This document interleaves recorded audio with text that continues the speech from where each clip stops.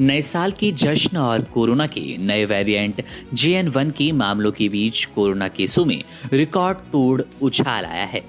रविवार को 841 नए मामले दर्ज किए गए और 3 लोगों ने इस दौरान संक्रमण से अपना जीवन गंवा दिया।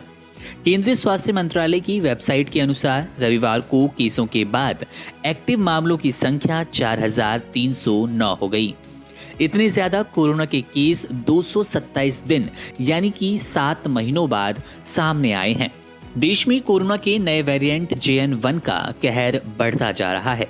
इस बीच भारत में रविवार को 841 नए कोविड-19 मामले दर्ज किए गए, जो कि पिछले 227 दिनों में सबसे ज्यादा मरीजों की संख्या को दर्शाते हैं। रविवार यानी कि 8 बजे सुबह जब वेबसाइट अपडेट की जाती है, उस समय आंकड़ों की माने तो वो 841 मरीज थे, जो कि डराने वाले संकेत है। और पिछले दिन के मुकाबले 3,997 जो एक्टिव मरीजों की संख्या थी, वो अब 4,309 हो गई है। वहीं देश में कोरोना के चलते जान गंवाने वालों की संख्या भी बढ़ने लगी है, जिनमें केरल, कर्नाटक और बिहार में जान गई है। स्वास्थ्य मंत्रालय के आंकड़ों के अनुसार शनिवार को भारत में कोरोना के 743 नए मामले आए और 7 की जान चली गई।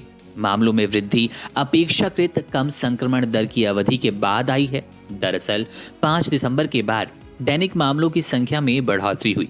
ये तब हुआ जब कोरोना वायरस की ओमिक्रॉन वेरिएंट JN1 ने सर्दियों के साथ देश में दस्तक दी।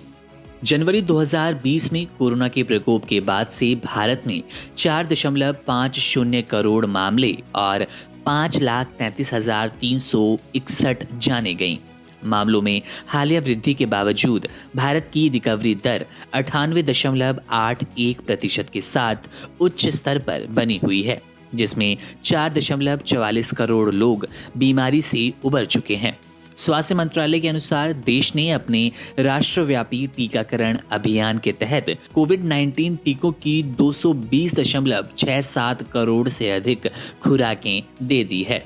गौरतलब है कि शुक्रवार तक 9 राज्यों से JN1 सब वेरिएंट के 178 मामले आए थे, जिनमें सबसे अधिक संख्या गोवा में 47 और उसके बाद केरल में 41 दर्ज की गई।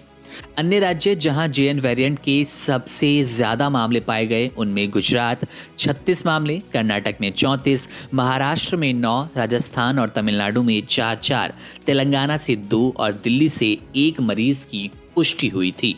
अब ऐसे में जरूरी यही है कि आपको सिर्फ कोरोना एहतियातों का पालन करना है। आपको संक्रमण से घबराने की जरूरत नहीं है, लेकिन एहतियातों का बड़ी ही कड़ाई से आपको पालन करना पड़ेगा।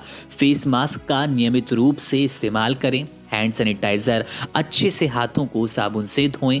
इसके अलावा भीड़ भाड़ वाली जगहों पर जाने से बचें। नए साल के जश्न में शामिल होने से भी आपको बचना चाहिए, क्योंकि ज़्यादा असेंबलिंग यानी कि लोगों के इकट्ठे होने के बाद संक्रमण का जो खतरा है वो बहुत अधिक हो जाता है, बढ़ जाता है।